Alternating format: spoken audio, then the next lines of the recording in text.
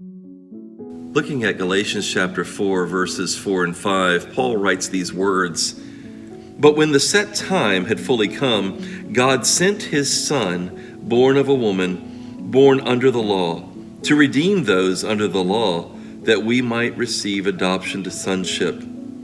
Isn't it wonderful to think that we have the opportunity to become children of God because God sent his Son at the right time, born of a woman? This connects with what Luke writes in Luke chapter 2, beginning at verse 1.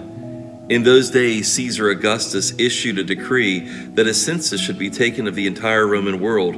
This was the first census that took place while Quirinius was governor of Syria, and everyone went to their own town to register. So Joseph also went up from the town of Nazareth in Galilee to Judea, to Bethlehem, the town of David, because he belonged to the house and line of David. He went there to register with Mary, who was pledged to be married to him and was expecting a child. While they were there, the time came for the baby to be born, and she gave birth to her firstborn, a son. She wrapped him in cloths and placed him in a manger because there was no guest room available for them."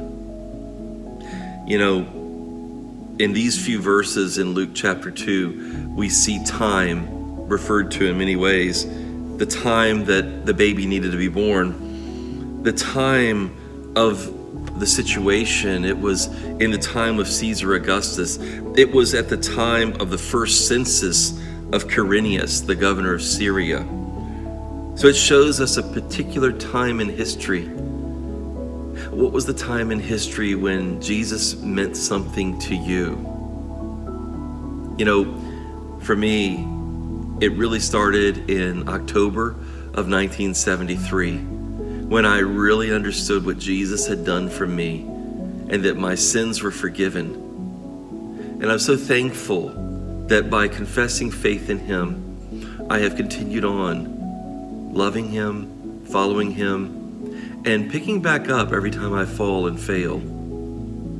He loves us all the time, and he came at the right time.